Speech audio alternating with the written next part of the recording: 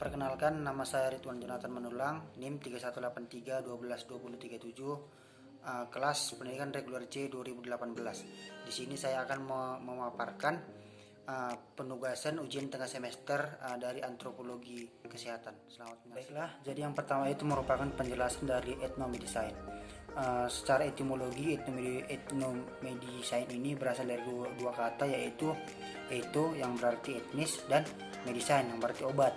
Jadi dapat disimpulkan ethnomedicine ini merupakan salah satu kajian etnobotani yang memaparkan pengetahuan lokal berbagai etnis dalam menjaga kesehatan masyarakat. Jadi di ethnomedicine ini di sini dikaji tentang pengobatan secara tradisional dari suku bangsa ataupun etnis.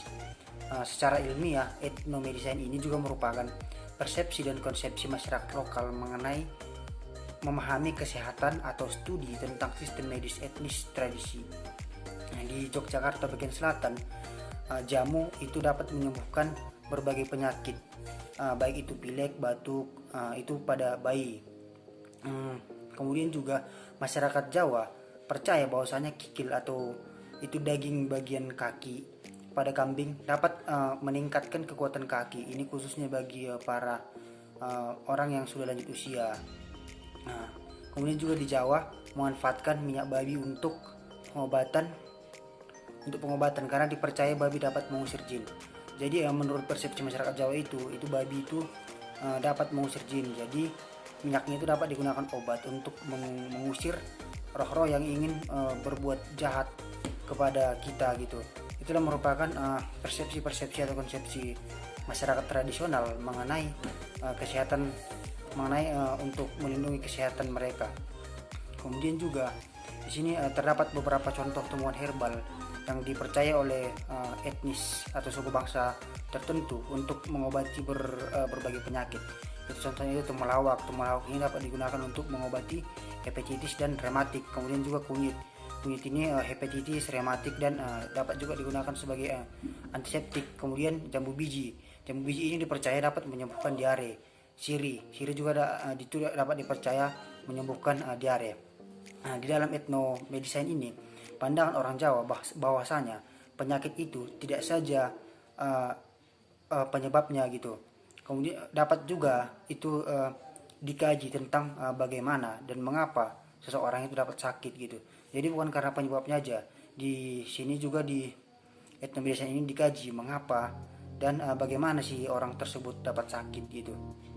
Ini diakibatkan karena penyakit itu dipercaya itu akibat guna-guna atau penyakit kiriman gitu, yang tidak dapat disembuhkan oleh dokter secara modern. Ini hanya dapat disembuhkan dari orang-orang yang memiliki kemampuan di dalam ilmu supranatural. Itulah yang dipercaya oleh masyarakat tradisional. Kemudian juga obat di dalam ethnomedicine ini dibagi menjadi dua. Itu yang pertama itu obat ataupun ramuan tradisional. Ini obat atau ramuan inilah yang tadi yang saya sebutkan itu contoh-contohnya, yaitu tumbuhan-tumbuhan herbal ataupun jamu atau segala macamnya gitu. Kemudian yang kedua itu cara pengobatan tradisional. Jadi cara pengobatan ini disinilah ya istilahnya bagaimana caranya supaya seorang itu dapat sembuh. Ini biasanya dilakukan oleh orang-orang yang memiliki kemampuan supernatural, contohnya seperti dukun ataupun syaman. Mereka mempunyai trik-trik ataupun cara untuk bagaimana cara mengobati yang terkena dari penyakit. Yang kedua itu merupakan penjelasan dari etnopsikiatri. Jadi etnopsikiatri ini merupakan studi ethnomedicine tentang bagaimana masyarakat tradisional memandang dan memahami penyakit jiwa. Jadi etnopsikiatri ini di sini mengkaji tentang bagaimana pandangan masyarakat tentang penyakit yang berkaitan dengan kejiwaan. Jadi awal mula dari pembahasan etnopsikiatri ini dimulai dari pemahaman atas hubungan antara kepribadian dan kekuatan-kekuatan budaya yang berpengaruh dan itu akan membentuk kepribadian. Kemudian isu-isu yang dibahas di dalam etnopsikiatri ini itu merupakan normal dan abnormal. Kemudian etimologi penyakit jiwa dalam masyarakat non-barat dan cara-cara pengobatannya. Jadi ahli antropologi itu mengeneralkan penyakit jiwa non barat. Itu contohnya kesurupan oleh hantu, roh ataupun dewa-dewa. Kemudian hukuman akibat melanggar tabu, dan ada juga dari ilmu-ilmu sihir. Jadi cara budaya menangani penyakit-penyakit jiwa ini itu merupakan dapat melalui penyembuhan tradisional. Ini contohnya melalui syaman, dukun, suhu atau sine untuk mengusir penyakit yang masuk ke jiwa pasiennya. Kemudian juga dapat diobati dengan perawatan terhadap si penderita sakit jiwa ini. Itu contohnya itu dapat dirawat oleh keluarga-keluarga pasien. Itu melalui memberikan obat. Itu pun obat ini yang diberikan oleh syaman atau dukun tersebut. Kemudian juga dapat menjauhkan atau melindungi si pasien ini dari jangkauan masyarakat luas. Jadi si pasien ini dibuat ke tempat tersendiri. Itulah contoh-contohnya cara pengobatan dari penyakit jiwa menurut Eka. Yang ketiga itu merupakan penjelasan syaman, dukun, dan penyembuhan lainnya. Jadi yang pertama syaman. Jadi syaman itu merupakan orang yang memiliki kemampuan supernatural. Kemudian juga orang yang mempercayai ilmu-ilmu sihir ataupun ilmu-ilmu gaib. Jadi syaman ini dia mampu menggunakan ilmunya itu untuk penyembuhan, kemudian juga untuk musim panen atau kebutuhan-kebutuhan lainnya. Dimana si syaman ini dia memiliki akses ke dunia roh, baik itu roh jahat ataupun roh baik. Jadi syaman ini dia mampu membuat ritual penyembuhan kerasukan. Kemudian juga syaman ini mampu meramal dan menyembuhkan penyakit-penyakit yang lainnya.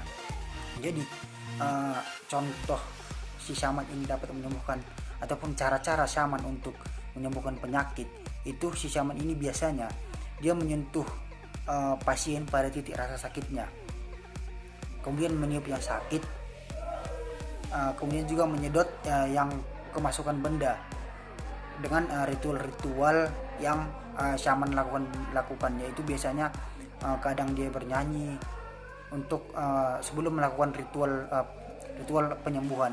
Kemudian juga si syaman ini dia menggunakan alat-alat yang sederhana seperti kayu, batu, kemudian juga obat-obatnya itu berupa ramuan-ramuan yang tradisional. Kemudian dukun.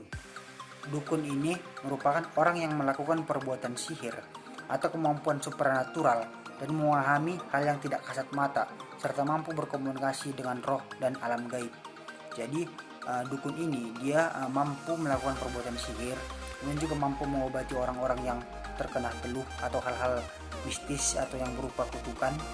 Kemudian juga dukun ini dia dapat membantu menyelesaikan masalah-masalah di lingkungan masyarakat, contohnya menyembuhkan penyakit, kemudian juga gangguan sihir atau bukan gangguan-gangguan dari supranatural. Kemudian juga dapat membantu orang yang kehilangan maupun kesialan. Jadi dukun ini ada berbagai macam ataupun berbagai pemahaman.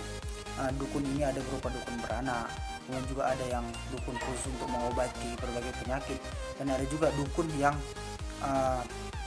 memiliki tugas-tugas yang negatif ataupun beralih ke negatif, yaitu contohnya itu dukun yang menyantet ataupun yang membahayakan orang lain. Yang keempat itu merupakan sistem pengobatan non barat, kelebihan dan kekurangannya. Jadi Laudel F. Snow itu mengemukakan bahwasannya fenomena penyakit di masyarakat itu ada dua.